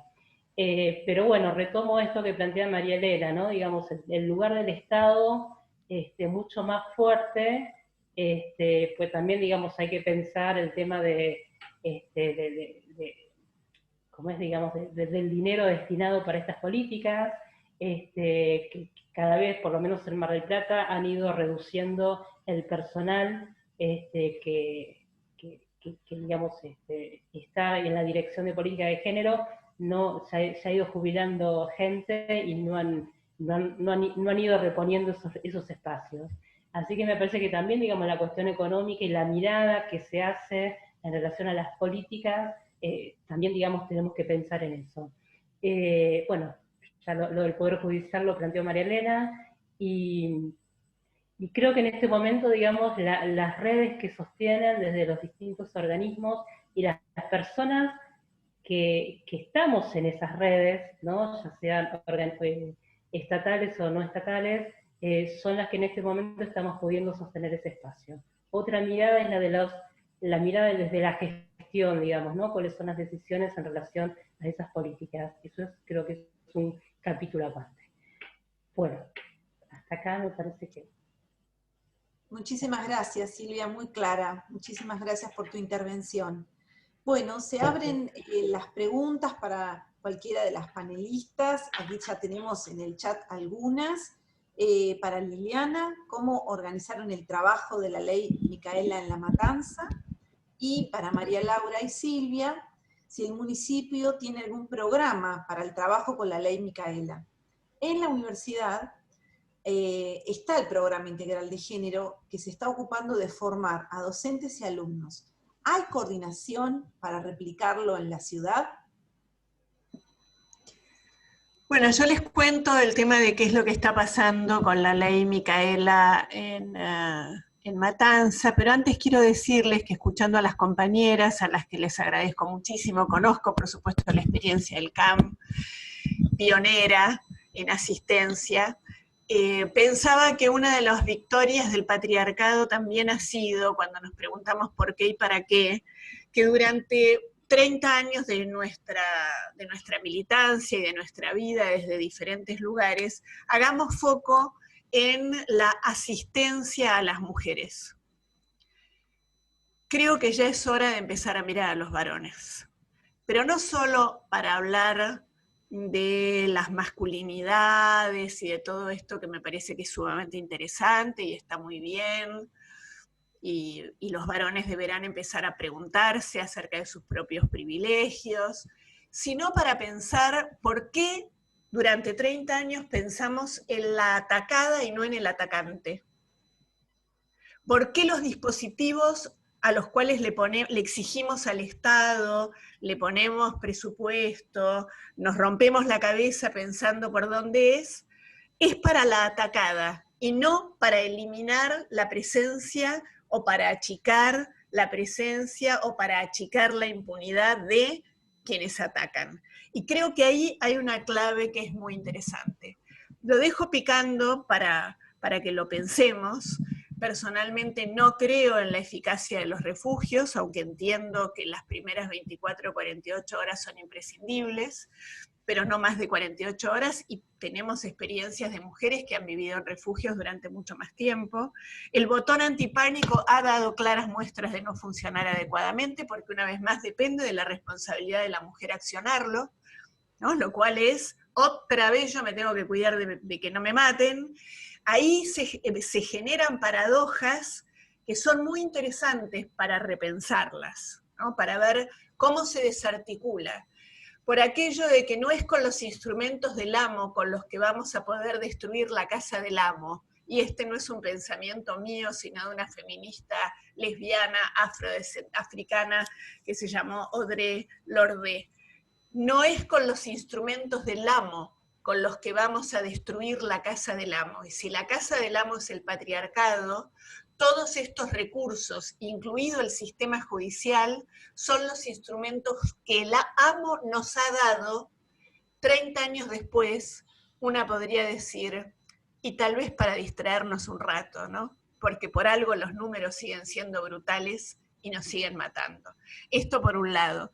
Y por otro lado, el 25 de noviembre teníamos previsto que la doctora Nur Jiménez Abraham y Gustavo Escobar, que son la Dirección de Políticas de Actualización de Conocimientos de la Secretaría, pusiera en marcha la ley Micaela para la totalidad del Poder Ejecutivo del municipio de La Matanza, es decir, el intendente, su jefe de gabinete y todos los secretarios, secretarias, y no pudo ser.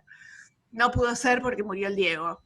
Y esto implicó los 3 días de duelo y el impacto, y después, en todo caso, una puede pensar muchas cosas, pero volvió a postergarse. Piensen ustedes que todavía hace apenas 3 meses que asumimos, la ley Micaela se fue postergando, la vez pasada fue porque el jefe de gabinete estaba aislado por COVID, es decir, hubo diferentes circunstancias que la fueron postergando. Lo vamos a hacer, está totalmente preparado, Nur, Jiménez Abraham y Gustavo Escobar lo tienen requete preparado, así que seguramente será a la brevedad.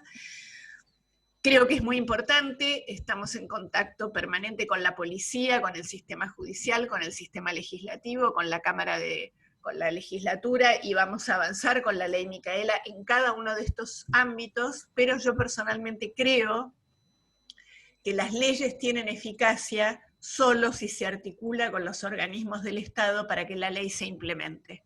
Si no, pasa lo que decíamos con la ley de educación sexual integral o con la ley de servicios de comunicación audiovisual, ¿no? Es decir, hay muchos ejemplos, no solo dentro del ámbito de lo que implican las violencias machistas, para poder pensar qué pasa con las leyes cuando no hay una implementación adecuada y mucho conocimiento de la sociedad. La gente, toda la gente, tiene que conocer estos derechos para apropiarse de ellos. Si la gente no conoce los derechos, si las mujeres no conocen la ley, si una mujer no sabe que tiene derecho a ir con quien se le dé la gana a parir, por ejemplo, esa ley es muy maravillosa, pero es letra muerta. Muchas gracias, Liliana. Bueno, retomo la siguiente pregunta, tanto para María Laura como Silvia. Si el municipio tiene algún programa para el trabajo con la ley Micaela, y se apuntaba que en la universidad, en nuestra universidad, está el programa integral de género que se está ocupando de formar a docentes y alumnos, y si existía alguna coordinación para replicarlo en la ciudad. Bueno, supongo que María Laura es María Elena, así que tomo la palabra. Perdón, sí, no, está mal escrito, disculpen. No hay problema. No, el municipio no, ni con la gestión de Arroyo, ¿no? Ambas gestiones de Juntos por el Cambio, ni con la gestión de Arroyo, ni con la gestión de Montenegro, se hizo absolutamente nada. Hubo sí una iniciativa, nosotros no estamos en el municipio, por lo tanto nos llegan solamente las invitaciones. Hubo una iniciativa del Consejo Deliberante de comenzar con la aplicación de la ley Micaela y con algún tipo de capacitación. Si bien yo creo que la ley Micaela puede capacitar, entre comillas, yo creo que una mirada de género, una mirada, digamos, no de género, pero sí una mirada que comprenda la situación de la violencia, es un trayecto que se da, es multidisciplinario y se da con el tiempo, ¿no? No creo que 3 horas y salimos capacitados, ¿no?, de cómo tenemos que atender a las mujeres. Obviamente que eso no es así. Pero ni siquiera ha habido la voluntad, tanto en la gestión del antiguo intendente de Arroyo, reduciendo el presupuesto, ¿no? Esta cosa que decía Silvia, si no tenemos presupuesto acá no se puede hacer nada. Y en esta gestión, que la podemos, entre comillas, yo creo que por todos sus antecedentes políticos, este intendente no creo que le preocupe en lo más mínimo las cuestiones de la mujer ni las cuestiones de género. Pero también es cierto que ha atravesado una pandemia, como la mayoría de los que están en funciones de gestión y en funciones ejecutivas, entonces veremos qué es lo que pasa. Por lo pronto, el presupuesto fue reducido. Fue reducido y las personas, como decía Silvia, que se fueron yendo de la dirección de la mujer, abogadas no hay, ¿no? Abogados que atienden y patrocinan, ¿no es cierto? Hay 2 abogados que van a hacer asesoramiento, entonces sin presupuesto esto realmente no puede avanzar, no podemos pensar, y lo que siempre nosotras, cuando hemos tenido contacto con los concejales, les hemos pedido la ampliación de presupuesto, no solamente para las becas, sino para tener el personal adecuado que pueda atender adecuadamente a las mujeres de una ciudad tan grande como Mar del Plata. Con respecto a la universidad, eso se lo dejo a Silvia.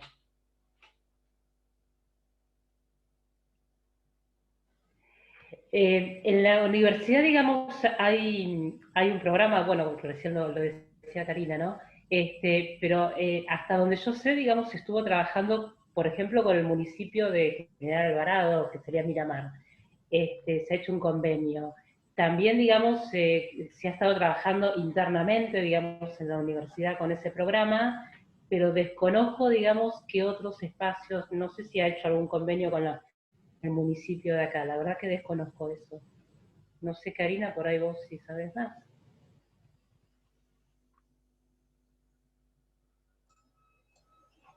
Perdón, yo sé que el Ministerio de Desarrollo Social de la Nación acá en Mar del Plata está haciendo cursos de capacitación en cuestiones de género, me parece con la policía.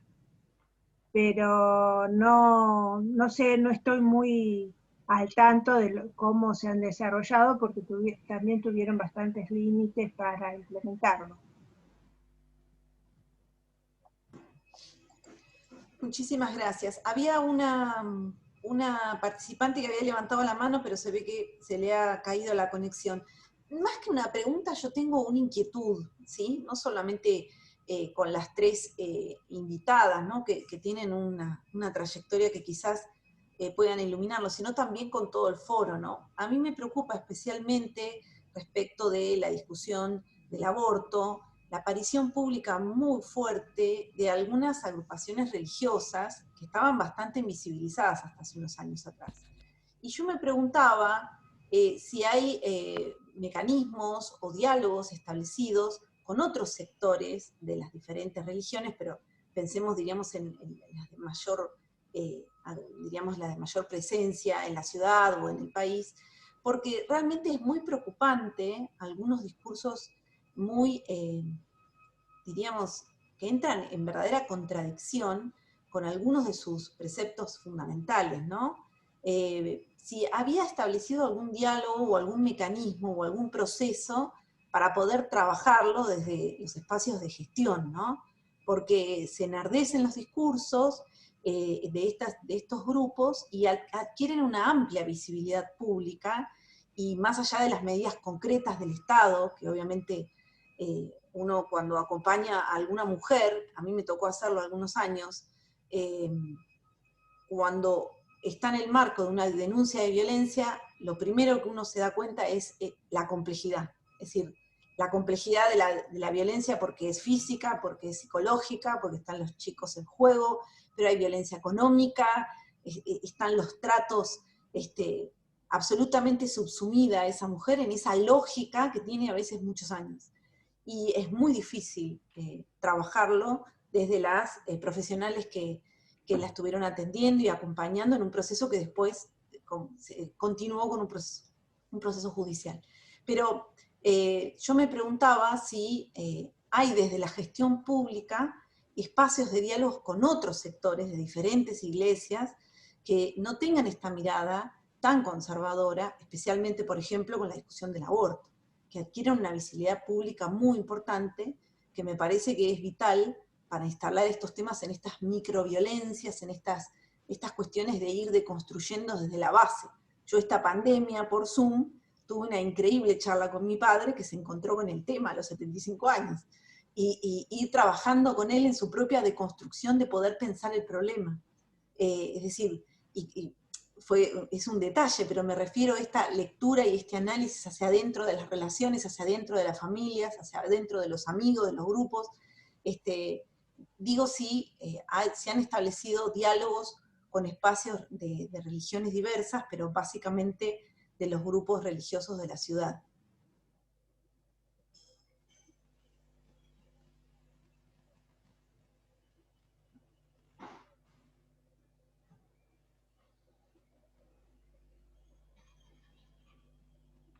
Bueno, yo, Karina, realmente yo no tengo conocimiento que desde el Estado y desde la gestión se hayan establecido ningún tipo. Esto se ha dejado, ¿no? Como es una cuestión, entre comillas, de conciencia, ¿no? Donde además atraviesa todos los espacios políticos, que cada espacio político resuelva, discute y demás.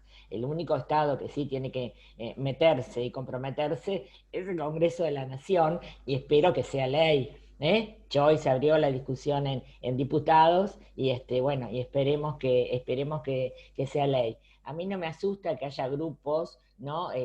Antiderechos, porque eso lo vimos incluso, yo me acuerdo, yo que no sé si en el Encuentro Nacional del 2015 acá en Mar del Plata, no, debe haber sido el anterior, el 2005, yo estaba en la escuela 6 y cuando salimos, ¿no? Que terminamos los talleres, estaban todos los chicos de los colegios católicos con 4 o 5 varones, ¿no? Esperándonos a la afuera de la escuela, o sea que esto viene de hace rato, ¿no? esto viene de hace rato, o sea que sí, los colegios católicos son absolutamente adoctrinados, y no en el comunismo ni en el marxismo, sino son adoctrinados en este tipo de cuestiones.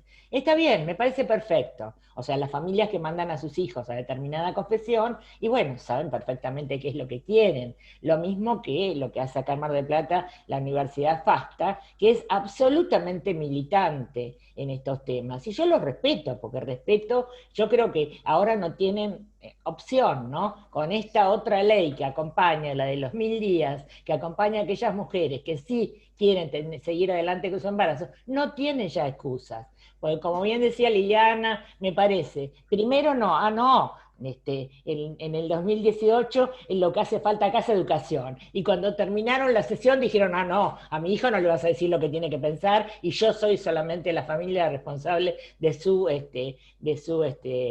información sexual, ¿no? Entonces, bueno, es una realidad. Yo soy respetuosa, creo que esta ley de los 1000 días acompaña bien, y creo que no hay excusas, y creo que será ley este año o el año que viene, pero que esta vez sí va a ser ley. No sé, Gracias, Karina. Sí, no, es una inquietud. Quizás yo no pensaba tanto en los espacios católicos, ¿sí? Que quizás son más pequeños. Me sorprendí de 4 o 5 años para atrás, cuando esto se vuelve aún más visible, la presencia de otros espacios confesionales. Más fanáticos que los católicos, Karina. Sí, que tienen mucha presencia territorial, sí. Cuando uno se detiene un ratito a pensar algunos discursos y algunas prácticas, descubre unas posiciones muy conservadoras, es decir, que creí que no existían más, es decir, realmente muy conservadoras, de una concepción, por supuesto, del rol de la mujer, por supuesto, del tema de las familias, donde además hay un cruzamiento muy, muy impresionante, diríamos, que a su vez tiene una amplia visibilidad pública, ¿sí? Más que los católicos, que bueno, son grupos como más visibles y con mucha más años de lucha en el marco de las instituciones que se consolidan y los amparan. Me sorprendió eso, y además, diríamos, tienen alcances con otras condiciones o con otras expresiones muy conservadoras, desde lo social, ¿sí? Entonces yo me preguntaba si se habían generado algunos espacios de diálogo, porque además, ustedes lo deben saber mejor que yo, que están en territorio trabajando, no tienen una organización muy clara. Entonces es como que es más dificultoso, diríamos, establecer algún diálogo, y creo que en estos temas tienen una presencia muy importante, y me preguntaba si había algún intento, diríamos, de dialogar con algunos referentes, porque debido precisamente a su escasa organización institucional, es a veces también más complejo poder establecer algún tipo de diálogo para algunas cuestiones. Yo no creo que estén tan desorganizados, si no Bolsonaro no hubiera podido ganar como ganó en Brasil.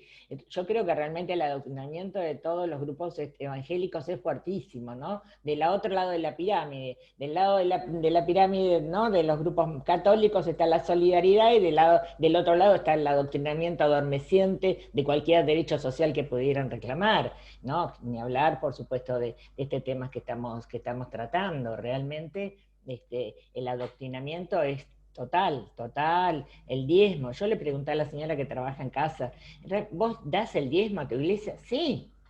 O sea, que yo digo, pensé que era una cosa que ya había sido superada, o sea, como que la gente, y es una persona pensante, bastante pensante, sin embargo, da el diezmo, ¿no? Lo del adoctrinamiento, no, y la organización, sabemos que los primeros grupos evangélicos vinieron organizados de Estados Unidos.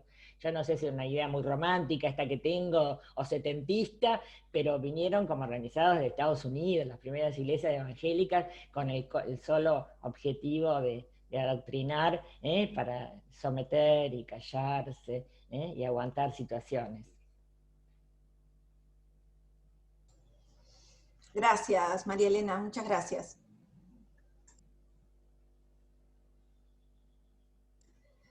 Bueno, no sé si hay alguna consulta, alguna inquietud, alguna pregunta. Adriana se tuvo que retirar, Adriana Álvarez, le gustó mucho el encuentro. Augusto también más temprano se tuvo que retirar.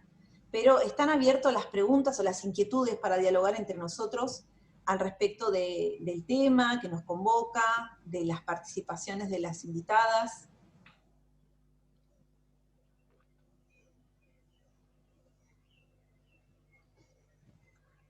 Susi, querías hacer una consulta.